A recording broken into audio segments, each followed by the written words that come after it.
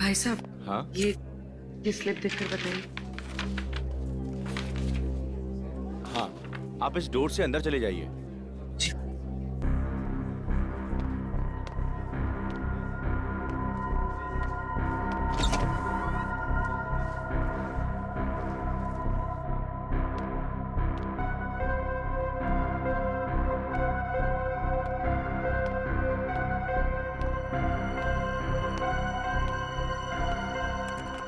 Madam, ये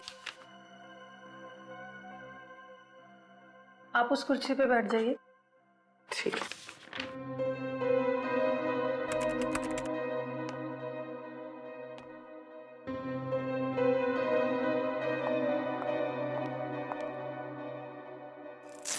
अपना हाथ दीजिए।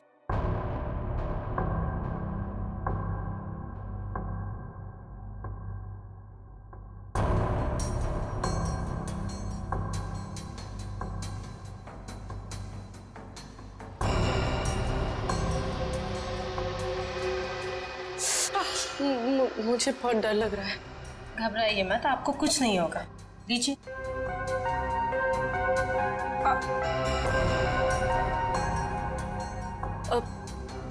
मेरा एक दोस्त है, मुझे उसकी ब्लड रिपोर्ट पिकअप करनी है, तो मुझे उसकी रिपोर्ट मिलेगी? पेमेंट स्लिप है आपके पास? स्लिप तो नहीं लाई हूँ, लेकिन उसकी रिपोर्ट्स बहुत अर्जेंट है। वो बीमार है तो आ नहीं सकता। उसका नाम शौनक है। ठीक है, मैं चेक करके आपको बताती हूँ। लेकिन मैंने तो किसी शौनक की रिपोर्ट नहीं देखी, और अगर होती तो रिकॉर्ड में होती। आप यहीं पे रुकिए, मैं देख के बताती हूँ।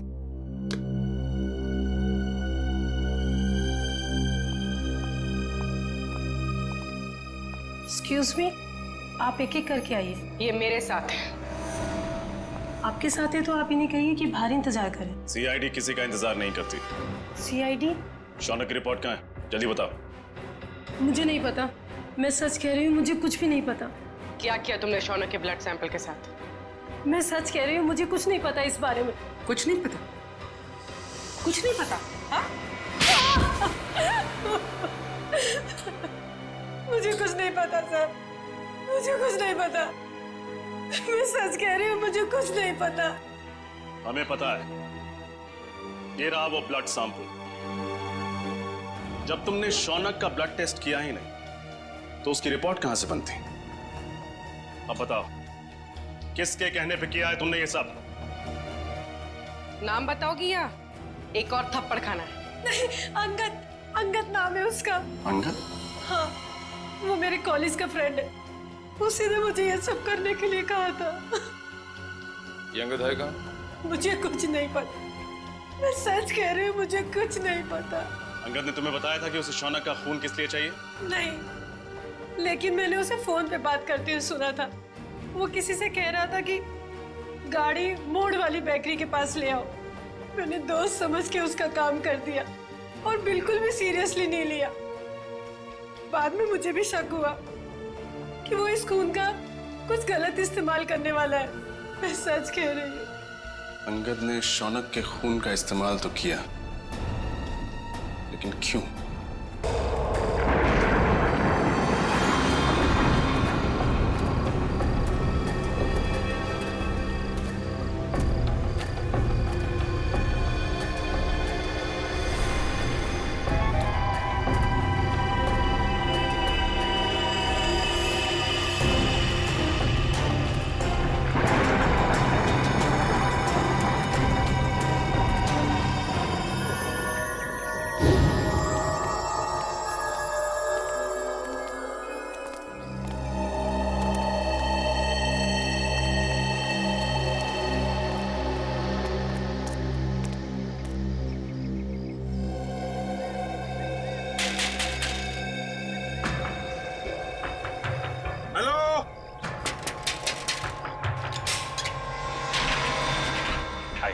क्या है? कौन हो तुम लोग? भाई साहब, हम मुसीबत में फंस गए। देखिए ना, इन्हें चोट भी लग गई। हमारी मदद कर दीजिए प्लीज। अरे लेकिन तुम लोग हो कौन? एक्चुअली वक्त के मारे शादी में जा रहे थे कि गाड़ी खराब हो गई और ऊपर से चोट भी लगी मुझे। क्या मदद कर सकता हूँ?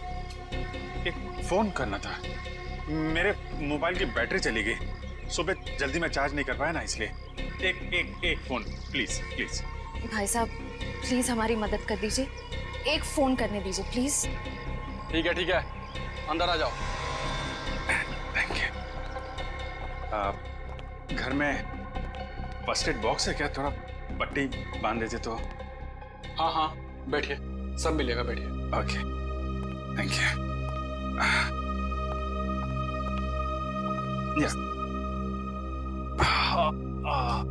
ओह, ये आपके पास पेन किलर है क्या? बहुत पेन हो रहा है। हाँ, वो भी मिलेगा। लीजिए, पहले आप पानी पीजिए। हाँ, या मैं अपना मोबाइल और फर्स्ट एड बॉक्स लेकर आता हूँ, ठीक है? या।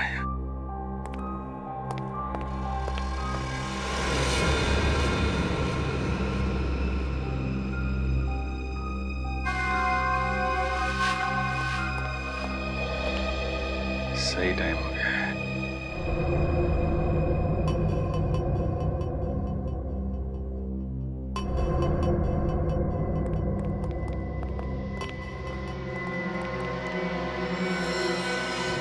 अरे ये बंदूक क्यों? तुम लोग भी बड़े बेवकूफ हो, मदद मांगना है वो भी हमारे पास। कौन हो तुम लोग? लुटेरे, या तो फिर यूं कह लो कि खूनी।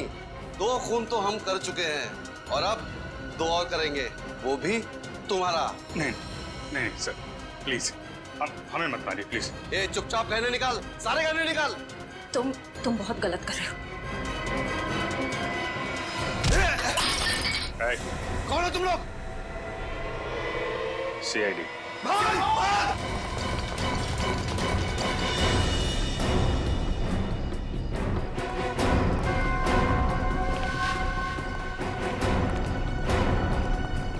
CID के सामने से भागना इतना आसान नहीं, वो भी 2-2 खून करके। माफ कर दीजिए साहब, हमें साहब प्लीज साहब माफ कर दीजिए। माफी के लायक तुमने काम ही नहीं किया है जो तुम्हें माफ कर दिया जाए। तुम तीनों के खिलाफ बहुत सारे सबूत है हमारे पास। लक्षिता और इंद्राणी का खून किया तुम लोगों ने। चलो, टाइम पूरा हो गया तुम्हारा, निकलो। सर,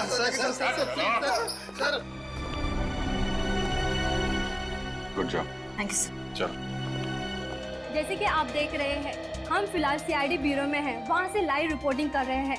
पहले की तरह इस बार भी CID ऑफिसरों ने खतरनाक लैंड माफिया, जी हाँ लेडी डॉन, लक्षिता और इंद्राणी के खूनियों को पकड़ लिया है।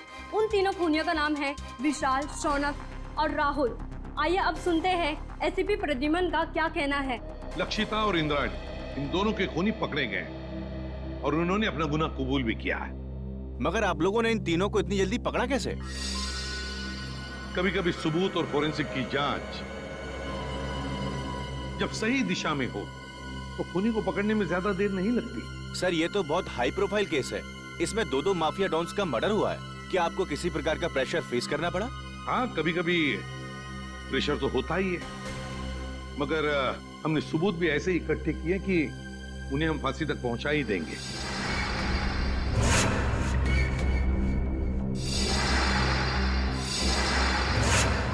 और अगले हफ्ते हम अपनी चार्जशीट फाइल करेंगे और उसके बाद ही कोर्ट की कार्रवाई शुरू होगी। ठीक है, थैंक यू वेरी मच। अब जा सकते हैं।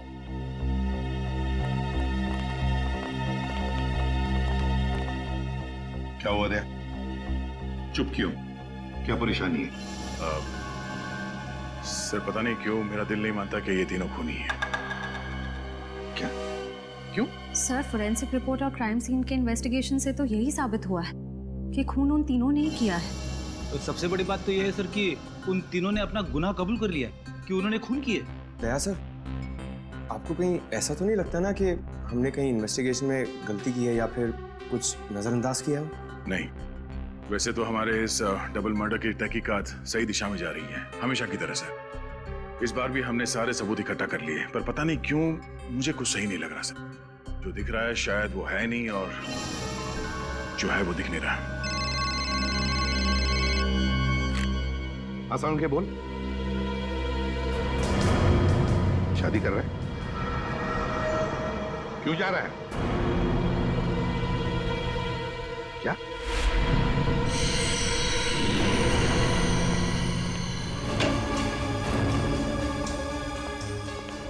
वो क्या रहा है हा?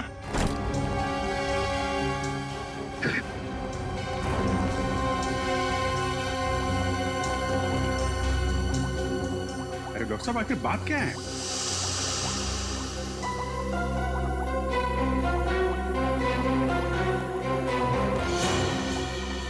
सालों के साथ छुट्टी पर जा रहे हैं और वापस कब लौटेंगे कुछ नहीं पता। क्या छुट्टी पर जा रहे हैं? तू छुट्टी ले कैसे सकता है हा? अरे यार इसमें इतना हाइपर होने की क्या जरूरत है? हाँ? मैं छुट्टी पे जा रहा हूँ क्योंकि मेरी तबीयत ठीक नहीं है और मैं अपने घर जा रहा हूँ छुट्टियां लेकर के, किसी दूसरी दुनिया में नहीं जा रहा हूँ। क्योंकि मुझे इस लैब में ये इन लाशों से, इस केमिकल सेक्शन से मेरी तबीयत खराब होती है। मैं थोड़े दिन आराम करना चाहता हूँ, बस इतनी सी बात है। बस इतनी सी बात है। ये कौन है? तुम कौन? सर मैं इनकी पर्सनल नर्स हूँ, मेरा नाम मोनिका है।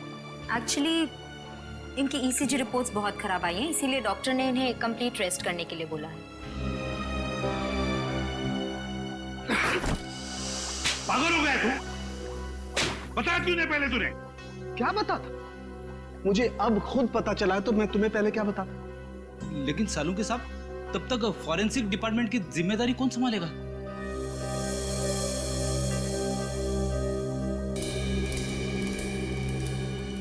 रेडी है मुझे नहीं पता है। बॉस किसी दूसरे फॉरेंसिक एक्सपर्ट को बुला लो। मैं कुछ दिन के लिए आराम करना चाहता हूं। मुझसे अब कुछ नहीं हो सकता है और मुझे नहीं मालूम मैं कब वापस लौटूंगा। Thank you.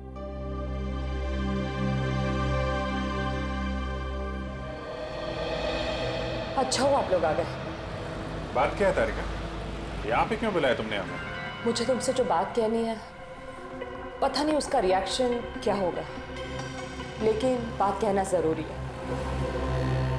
सालों के सर का बर्ताव और उनके काम करने का ढंग कुछ दिनों से बहुत बहुत अजीब हो गया है। क्या मतलब है तुम्हारा? देखो आप लोग प्लीज मुझे गलत मत समझिए। सालों के सर मेरे गुरु हैं। मैंने इतने साल उनके साथ काम किया है और कितना कुछ सीखा है उनके पास से। लेकिन इस केस की फोरेंसिक जांच उन्होंने ठीक से नहीं की। कितनी सारी बातों को उन्होंने अनदेखा किया है। कितनी सारी चीजों का तो अभी तक उन्होंने ढंग से टेस्ट भी नहीं किया। तारिका, तुम समझ रही हो? तुम जो कह रही हो उसका क्या मतलब हो सकता है? तारिका 16 साल से सालुन के साथ हमारे साथ काम कर रहे हैं। वो सीआईडी को गुमराह क्यों करेंगे? अगर तुम्हारा शक गलत निकला तो? अगर आप लोगों ने मुझे गलत साबित किया तो सबसे ज्यादा खुशी मुझे ही होगी। डॉक्टर तारिका की बातें अभी भी दिमाग में घूम रही है। आज तक कभी सालुन के साहब के लिए उसने कुछ नहीं कहा, लेकिन आज ये समझ में नहीं आ रहा है अब हमें क्या करना चाहिए। कभी लगता है कि डॉक्टर सालों के कभी ऐसा कर ही नहीं सकते, कभी लगता है कि मेरा शक सही था। कहीं ना कहीं इस केस में हमसे कुछ गलती हो रही है।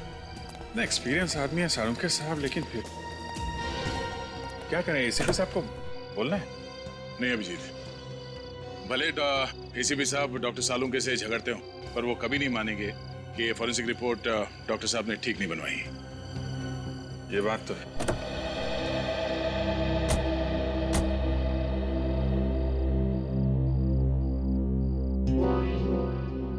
ये क्या है? मैं देख लूं।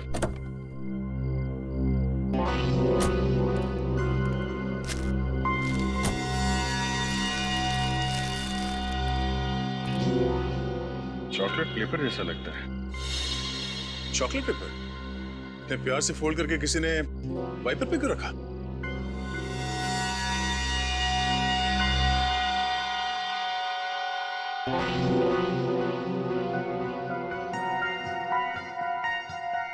कुछ लिखा हुआ है इसमें। कहीं कोई मैसेज तो नहीं हो सकता है, पर क्या है पढ़ने में आ नहीं रहा। चल के देख।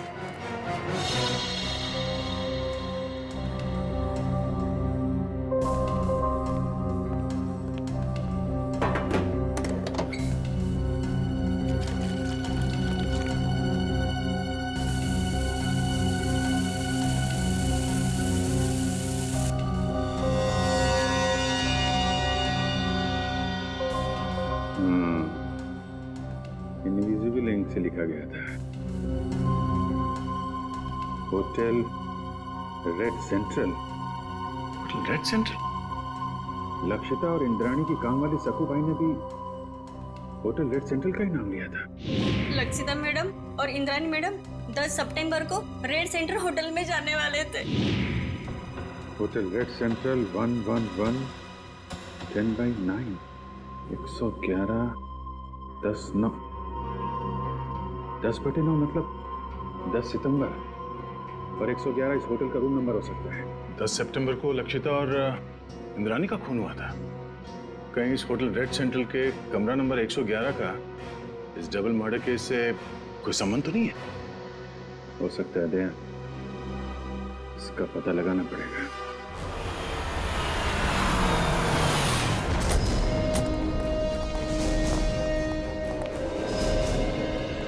होटल मैनेजर कौन है?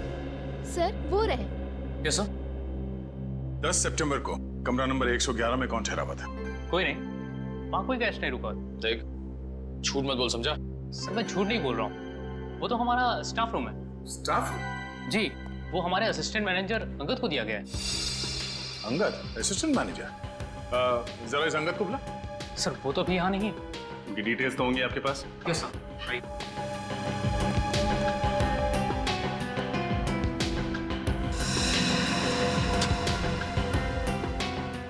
ये अंगद इस वक्त कहाँ होगा, कुछ मालूम है? नहीं सर, अंगद सर अचानक कहीं चले गए हैं। अचानक कहीं चले गए? हाँ सर, 10 तारीख को शाम को 6:30 से 7 के बीच वो रूम की चाबी लेकर बाहर निकला और आते ही बोला कि उसे मुंबई से बाहर जाना है, उसे कुछ दिनों के लिए छुट्टी चाहिए। और कहाँ गया ये बता के नहीं गया? नहीं सर, इनफैक्ट वो अपना सामान लेने अपने रूम में भी नहीं आया। और उस दिन से उनका कमरा खोला भी नहीं गया है। तो आप खोलिए, हमें कमरा नंबर 111 की तलाश लेनी है। पूरी राहुल, विशाल और शौनक, इन तीनों के खिलाफ चार्जशीट फाइल करने से पहले सब कुछ अच्छी तरह से दोबारा चेक करो। फोरेंसिक रिपोर्ट, गवाहों के बयान और फिर उन तीनों की स्टेटमेंट भी, जिसमें उन्होंने कबूल किया कि ये खून उन्होंने किए। हाँ सर, मैंने सारे पेपर्स इकट्ठे कर लिए। देखा सर वो सर दया का फोन आया था, थोड़ा लेट आ रहा है, कह रहा था कुछ जरूरी काम निपटाने उसे। अब इससे एक बात समझ में नहीं आ रही है, आज इतने सालों से हम लोग एक साथ काम कर रहे हैं लेकिन किसी भी इन्वेस्टिगेशन में दो राय नहीं हुए, मगर इसी केस में, पर्टिकुलरली इसी केस में पता नहीं क्यों दया को यकीन क्यों नहीं होता। सर उसे लग रहा है कि तहकीकात में कुछ कमी रह गई है सर। क्यों ऐसे लग रहा है? सब कुछ तो ठीक ठाक है, सब कुछ ठीक ठाक है, समझ में नहीं आ रहा है क्यों? सारे ठोस सबूत है उनके खिलाफ, ठोस सबूत है उनके खिलाफ।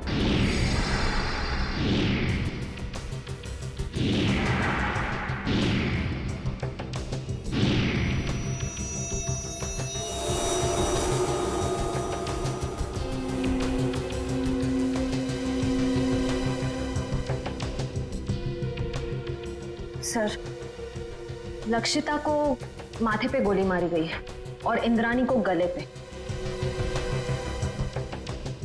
और दोनों ही गोलियां आर पार हो गई हैं। हाँ सर, और दोनों के शरीर पे कोई चोट या खरोच के निशान नहीं है। मतलब मौत से पहले हाथापाई नहीं हुई?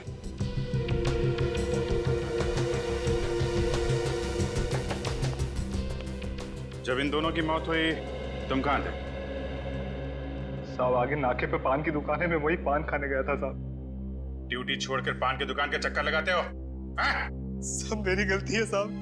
मैं जब वापस लौटा तो देखा वो तीनों खूनी भाग रहे थे साहब। तुमने खूनियों को भागते हुए देखा? हाँ साहब, लक्षिता मैडम और इंद्राणी मैडम के दुश्मन थे साहब, उनके हाथ में बंदूक भी थी साहब। कौन है दुश्मन उनका? सर वो विशाल, शौनक और राहुल।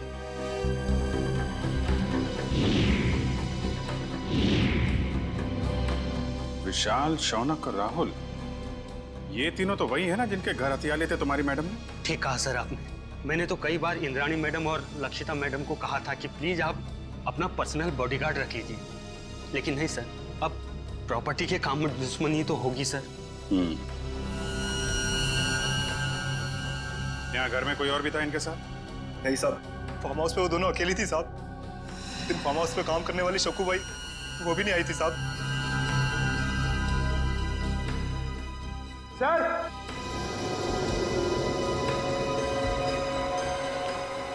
आप अगर सर ये देखिए, यहाँ पे ये खून है और जूते जैसा कोई निशान बनाया हुआ वहाँ पे। शायद खूनी का। हाँ सर, ये देखिए यहाँ पे ये खून है और जूते जैसा कोई निशान बनाया हुआ वहाँ पे। शायद खूनी का हो सकता है, लेकिन फिर खून यहाँ पर कैसे आया? हाँ सर, जब खूनी ने लक्षिता और इंद्राणी पे गोली चलाई तो वो लोग सोफे के आसपास बैठे हुए थे, तो खून वहां होना चाहिए था। खून यहाँ पे कैसे आया? ठीक है ना, लेकिन ये भी हो सकता है कि उनको गोली मारने के बाद खूनी यहाँ से भाग रहे हों और कोई सीढ़ी पे लड़खड़ा के गिर गया, चोट लग गई और खून निकल आया। सही हो सकता है। पंकज, ये दीवार पे जितने भी बुलेट्स हैं सबको निकालो और फोरेंसिक लैब भेज दो। सर फिर तो बैलिस्टिक रिपोर्ट से पता चल जाएगा कि लक्षिता और इंद्राणी पे यही गोलियां चली थी यानी। करेक्ट। और उंगलियों के निशान और खून की जांच से यह भी पता चल जाएगा कि वो खून विशाल, शौनक और राहुल में से किसका है। एक काम करो, जितने भी आई विटनेस है सबके स्टेटमेंट लो और तुषार से साइन करा लो। सर। रजत, सक्कू भाई को बुलवाओ, पूछताछ करो उससे। सचिन, विशाल, शौनक और राहुल तीनों की फोटोग्राफ सारे पुलिस स्टेशन में भेजो। सारे मोबाइल वैन और चेक नाके पे भी भेजो। तीनों बच के जाने नहीं चाहिए। सक्कू भाई, मैं तुमसे कुछ सवाल पूछूंगा, सब सच सच बताना। साहब, सक्कू भाई कभी झूठ नहीं बोलती। अच्छी बात है। आज तुमने लक्षिता मैडम और इंद्राणी मैडम के बर्ताव में कुछ अजीब पाया था? नहीं साहब। अच्छा, राहुल, शौनक और विशाल, इन तीनों का तुम्हारे मैडम के साथ कभी कोई झगड़ा हुआ था? नहीं साहब, मैंने कभी कोई झगड़ा नहीं देखा। तुम्हारी दोनों मैडम यही रहती? नहीं साहब, शनिवार रविवार को आराम करने के लिए वो फार्म हाउस आ जाते थे और सोमवार को चले जाते थे साहब। और कुछ याद है तुम्हें? हाँ साहब, लक्षिता मैडम और Indrani madam hotel red centre में जाने वाले थे। तुम्हें अच्छी तरह याद है कि वो होटल रेड सेंट्रल ही जाने वाले थे? हाँ साहब, मुझे पक्का याद है ना, मैडम ने खाना बनाने के लिए मुझे मना किया था। और हाँ साहब, वो किसी के साथ डिनर करने को जाने वाले थे, लेकिन वो गए नहीं गए मुझे कुछ भी नहीं पता है साहब। मैं वहां से भी चली गई। Hotel red central. इतने सारे सबूत मिले अभिजीत, उंगलियों के निशान, फिर वो गोलियां भी जिससे खून हुआ है, और फिर गवाहों के बयान भी। वही तो सर, उन तीनों के पास इंद्राणी और लक्षिता को मारने का कारण भी था, क्योंकि उन्होंने उन तीनों को बेघर किया था। यहाँ तक कि वॉचमैन ने भी उन्हें खून करके भागते हुए देखा था। और साळुंखे साहब ने भी बताया है, उन्हीं की गोलियों से मौत हुई है लक्षिता और इंद्राणी की। साळुंखे की रिपोर्ट कभी गलत नहीं होती, कभी गलत नहीं होती। लेकिन इस केस की फोरेंसिक जांच उन्होंने ठीक से नहीं की। कितनी सारी बातों को उन्होंने अनदेखा किया है, कितनी सारी चीजों का तो अभी तक उन्होंने ढंग से टेस्ट भी नहीं किया है। हाँ सर, साळुंखे साहब का काम तो एकदम पक्का होता ही है, पर पता नहीं क्यों अचानक उनकी तबीयत कैसे खराब हो गई। हाँ सर, साळुंखे सर जब क्राइम सीन पर आए थे वो तब से ही परेशान लग रहे थे, शायद तब से उनकी तबीयत खराब हो गई।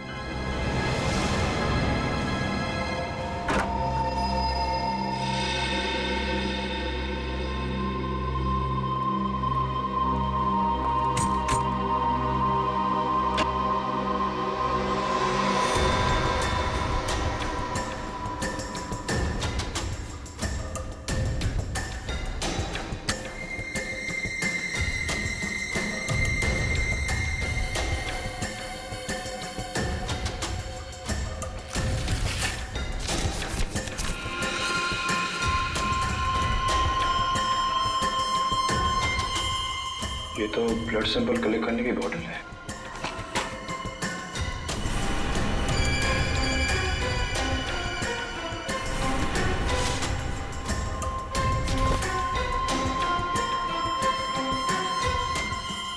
तो किसी चीज की ड्राइंग की गई इस पेपर में।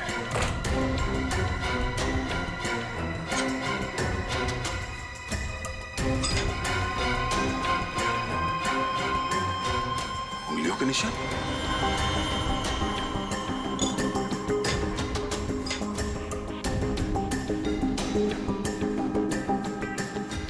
ये RVS सर, ये देखिए, लगता है कोई अलग अलग आदमियों के उंगलियों के निशान बना रहा था। सर, क्या इस कमरे में अंदर के अलावा कोई और भी रहता? नहीं सर, वही रहता था। यहाँ इस लाइन में ये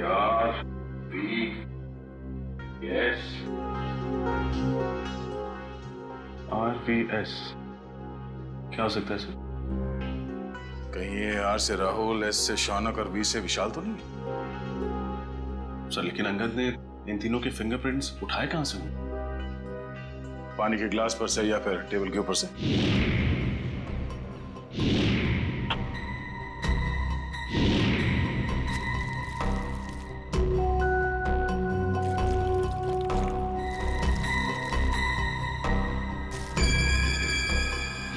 सर ये देखिए सर, इस पेपर पे कुछ ड्राइंग बनाए गए हैं और ये ब्लड सैंपल की बोतल मिली है सर।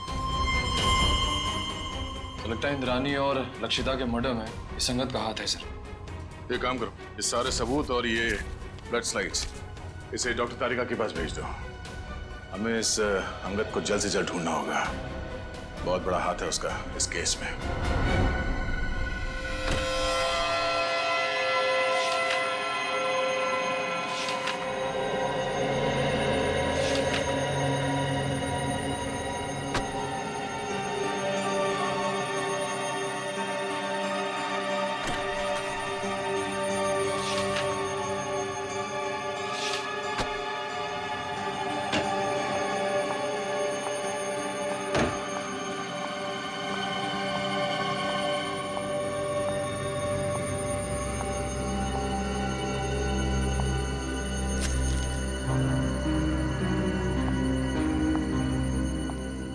सब आप सचमुच जा रहे हैं? हाँ तारिका, मेरा काम खत्म हो गया और अब ये forensic lab, chemical section, evidence room, इन सब की चाबी तुम संभालो। मैंने अपनी जरूरत के कुछ कागजात अपने साथ ले लिए।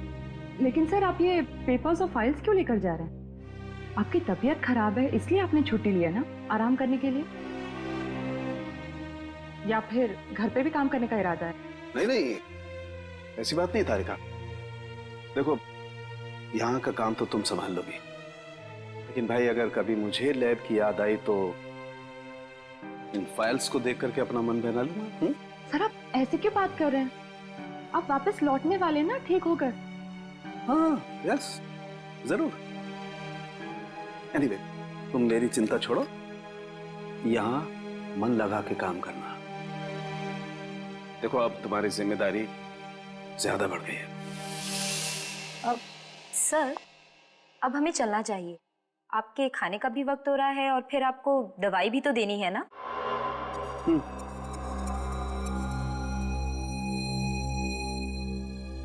ओके तारिका। सर अपना ख्याल रखिएगा और जल्दी से ठीक होकर वापस आइए। And you take care of yourself. चलिए।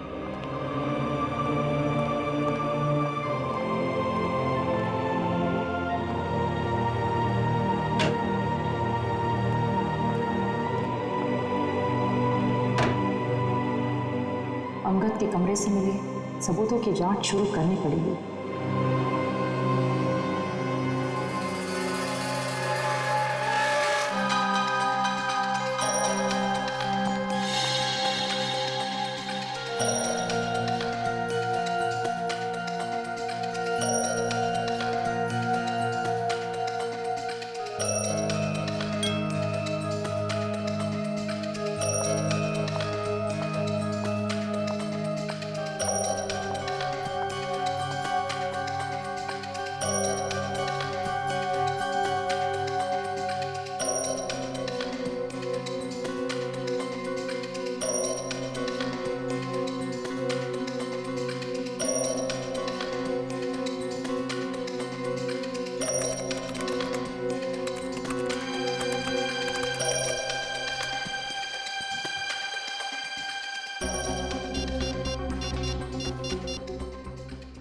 हेलो, डीएनए लैब जी, मुझे डीएनए की जांच करवानी है। हाँ, स्लाइड और रेफरेंस फाइल दोनों भी रेडी है।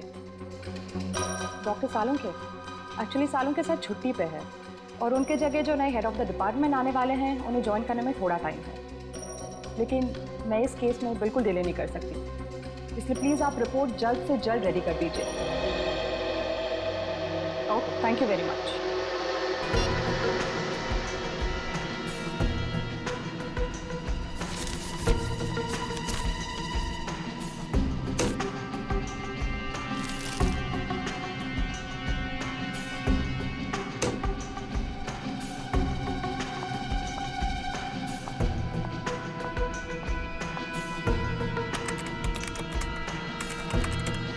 ओह गॉड,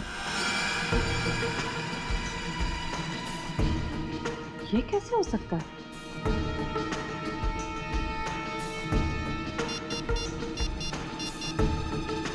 हेलो,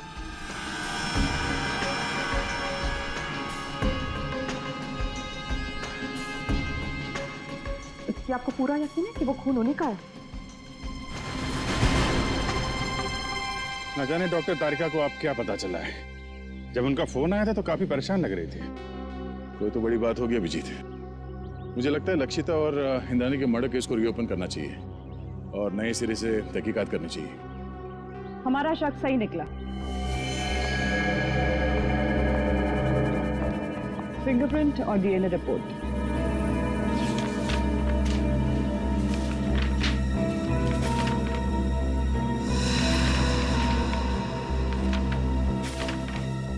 ये क्या? अंगद के कमरे से जो खून, बाल और फिंगरप्रिंट्स मिले थे वो शौनक, विशाल और राहुल से मैच हो गए।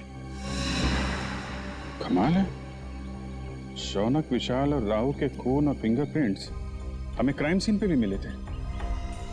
लक्षिता के पनवेल वाले फार्म हाउस पे, जहां पे उनकी लाशें मिली थी हमें। यही बात तो मेरी भी समझ में नहीं आ रही।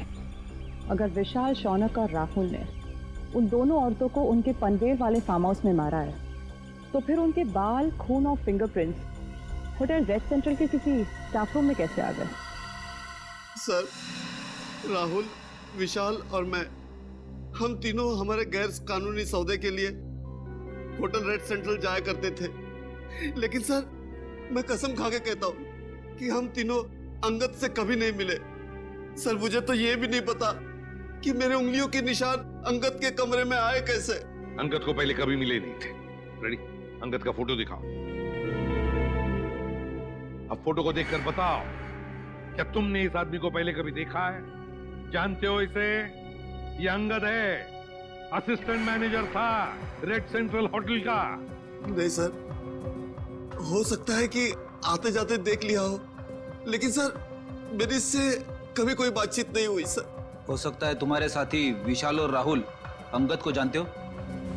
नहीं सर, मैं दावे के साथ कह सकता हूँ कि राहुल और विशाल भी अंगद के लिए अजनबी है। शौनक, इस छोटी सी बोतल में हमें तुम्हारा खून मिला था। मेरा खून? हाँ, ये भी अंगद के होटल के कमरे से मिला था हमें। तुम्हारा ये खून वहाँ अंगद के कमरे में कैसे आया? मुझे नहीं पता सर। क्या पिछले 8-10 दिन में तुम्हें कोई चोट लगी थी जिसके कारण बहुत ज्यादा खून बहा? नहीं सर, ऐसा तो कुछ भी नहीं हुआ। तो फिर तुम्हारा ये खून इस बोतल में कैसे आया? सर, कुछ दिन पहले मुझे एक एलर्जी अटैक आया था। उसका ब्लड टेस्ट कराने के लिए मैं हॉस्पिटल गया था। तो हो सकता है कि... कौन सा hospital? Sir, paradise health care hospital. Paradise health care hospital? हाँ हाँ सर। उस पैथोलॉजिस्ट का नाम पता है तुम्हें जिसने तुम्हारा खून लिया था? सर, नाम तो नहीं पता, लेकिन सर वो दिखने में थोड़ी सी सावली थी, बाल उसके घुंघराले थे। सर, वो हॉस्पिटल की जूनियर पैथोलॉजिस्ट थी सर। सर, मुझे तो लगता है कि शौनक और उसके साथियों ने ही लक्षिता और इंद्राणी का खून किया है और ये सब ड्रामा कर रहा है, नाटक कर रहा है। इसे ले जाओ, जाओ। चलो तो। सर, जब से ये केस रीओपन हुआ है तब से और उलझता जा रहा है। पहले किसी ने मेरी गाड़ी में उस चॉकलेट के पेपर पे होटल रेड सेंटर लिखा और उसी होटल के कमरे से ये अंगद गायब हो गया और उसके कमरे में से इन तीनों के बाल, फिंगरप्रिंट्स और खून मिले। और सर और क्या? सर समझ में नहीं आ रहा कैसे कहूं, आपको मेरी बात का यकीन होगा या नहीं। यकीन करूंगा या नहीं? साफ साफ बताओ दया। सर वो डॉक्टर तारिका को डॉक्टर सालुंग के बर्ताव पे कुछ परेशानी है सर। उसे लगता है कि पोस्टमार्टम और फॉरेंसिक जांच के दौरान वो कुछ परेशान से थे और उन्होंने ये सारे टेस्ट जल्दबाजी में किए थे। तुम सालुंखे पर शक कर रहे हो दया? सर कुछ बात तो जरूर है। साफ साफ बताओ दया, बताओ बात क्या है? सर मुझे लगता है कि सेहत का तो सिर्फ बहाना है। क्या मतलब? सर मतलब डॉक्टर सालुंखे का लैब में ना आने की असली वजह कहीं ये लक्षिता और इंद्रानी के डबल मर्डर केस तो नहीं है? अगर ये बात है दया तो सालुंखे से मिलना पड़ेगा।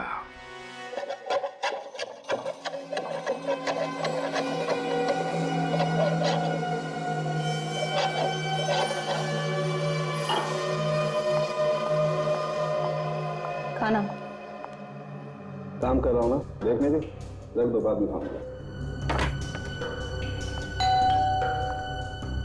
आप रुकिए, मैं देखती हूँ।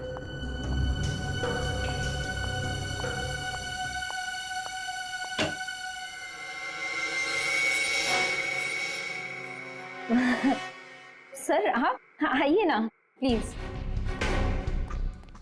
अरे प्रद्युमन, दया, अरे आप सब लोग यहाँ? हाँ, तू इतना चौंक क्यों गया हमें देखकर? नहीं मतलब आप सब लोग यहाँ मेरे घर पे इस वक्त किस लिए? हम ये पूछ रहे हैं कि आपकी तबीयत कैसी है। वैसे तो हम यहाँ फोन करके आना चाहते थे, पर आपका फोन कब से स्विच ऑफ आ रहा है। हाँ, वो बैटरी का प्रॉब्लम होगा। सर आपकी तबीयत कैसी है अब? मेरी तबीयत के बारे में छोड़ो, आप लोग ये बताओ कि आप लोग यहाँ पर किस लिए आए? क्यों, बस कुछ प्रॉब्लम हुई है? आसाम की प्रॉब्लम तो हुई है। हमारी इन्वेस्टिगेशन और तुम्हारे फोरेंसिक रिपोर्ट में कुछ गलती है। हाँ, गलती? हाँ, हो सकती है, गलती हो सकती है। गलती आपके इन्वेस्टिगेशन में हो सकती है, मेरी रिपोर्ट में कोई गलती नहीं हो सकती। मैं कभी कोई गलती नहीं करता हूं। कहीं आप मेरी 16 साल की काबिलियत पर शक तो नहीं कर रहे? सर प्लीज आप नाराज मत होइए, हमें बस लगा कि आपकी तबीयत खराब थी तो शायद गलती से आपसे कुछ चीजें नजरअंदाज हो गई हो, गलती से। डॉक्टर साहब, हम ये नहीं कह रहे कि आपने जानबूझ के कोई गलती की है। हमें बस इस बात की फिक्र है कि किसी बेगुनाह को सजा ना हो जाए। बेगुनाह को सजा नहीं होनी चाहिए।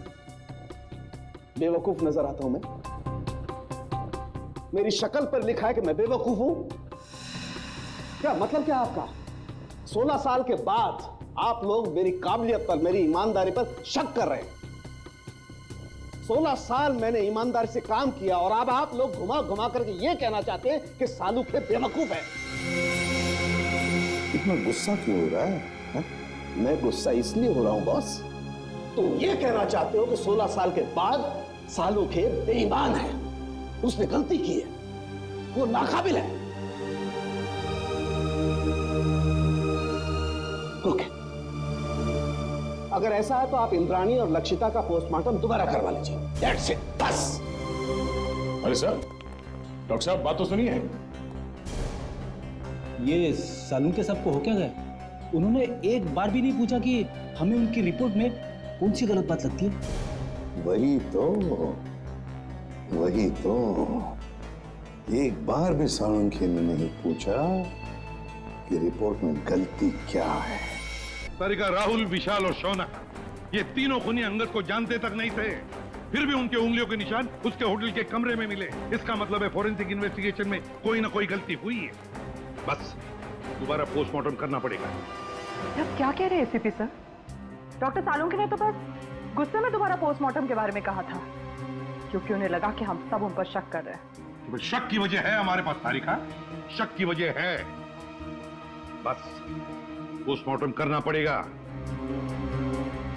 लेकिन सर, डॉक्टर सालुंखे के बिना मेरा दोबारा पोस्टमार्टम करना सही होगा? तुम अकेली नहीं हो तारिका।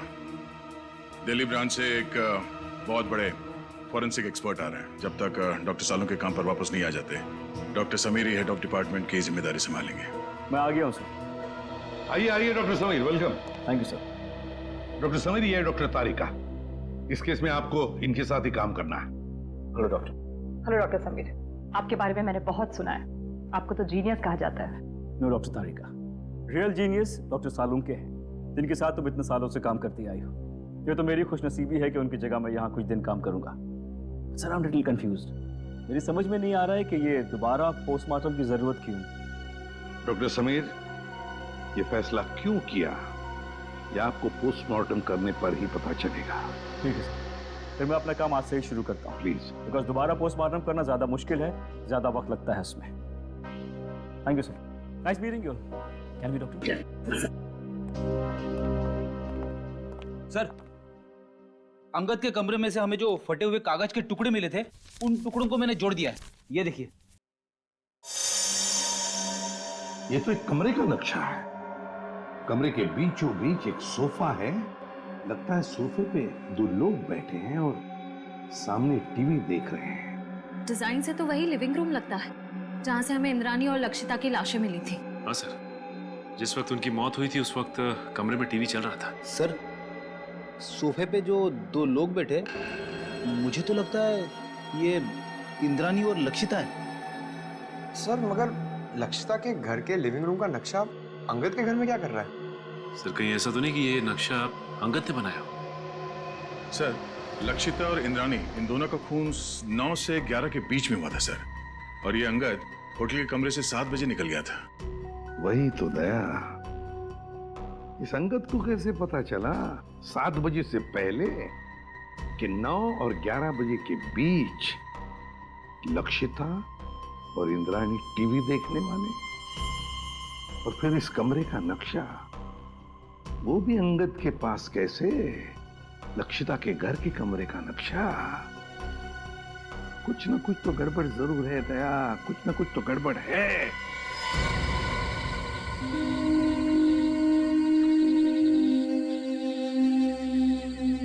आप लोगों ने पुलिस बीट को फोन किया था? जी हाँ। क्या हुआ यहाँ पे? हम लोग यहाँ से जा रहे थे तो इस कार को इस हालत में देखा तो आपको फोन किया। आगे की सीट में एक आदमी है, शायद मर गया है।